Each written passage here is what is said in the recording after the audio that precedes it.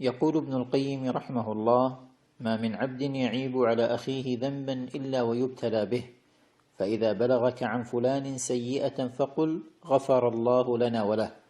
ويقول ابن مسعود: والله لو أن أحدا عير رجلا رضع من كلبة لرضع هو من كلبة. وورد عن ابن عمر رضي الله عنهما أنه قال: والله لو عيرت امرأة حبلى بحملها لخشيت أن أحمل. لا تراقب الناس ولا تتبع أثراتهم ولا تكشف سترهم ولا تتجسس عليهم. اشتغل بنفسك وأصلح عيوبك، فسوف تسأل فقط عن نفسك لا عن غيرك. وقل للشامتين: صبرا فإن نوائب الدنيا تدور.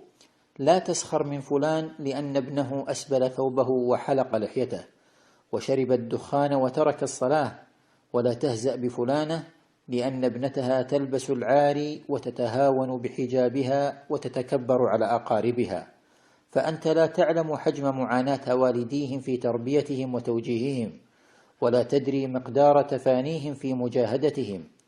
ألا تعلم أن ابن نوح عليه السلام في النار؟ وكذلك أبو الأنبياء إبراهيم عليه السلام أبوه في النار. لا توزع الأقدار وتترجم النوايا، حسبك نفسك ومن تعول.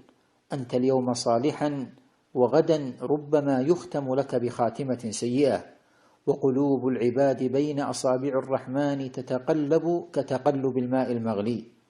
من هداك لهذا سوى رب العباد؟ إذا ساءك من أحدهم شيئا فقل: الحمد لله الذي عافانا مما ابتلاهم به وفضلنا على كثير ممن خلق تفضيلا، رب أصلحهم وثبتنا. وورد: اللهم يا مقلب القلوب ثبت قلبي على دينك، ويا مصرف الأمور صرف أمري على طاعتك. كان لأبي حنيفة جار سكير فاسد، نصحه حتى تعب من كثرة نصحه فتركه.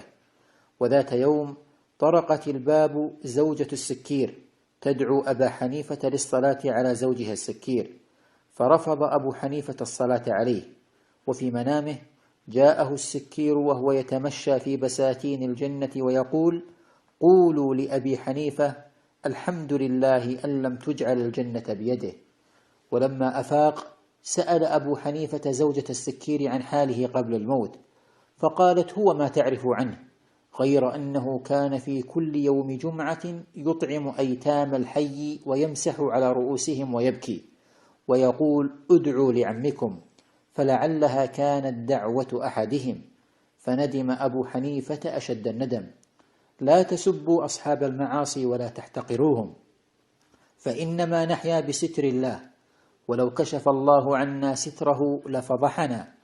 ولا تغتروا بكثرة صيام أو صلاة، فلا تدري من يكون إلى الله أقرب. انصح ولا تفضح، وعاتب دون أن تجرح. لا تغتر ولا تسخر، فالأيام تتقلب كما هي القلوب. وفق الله الجميع لما يحب ويرضى.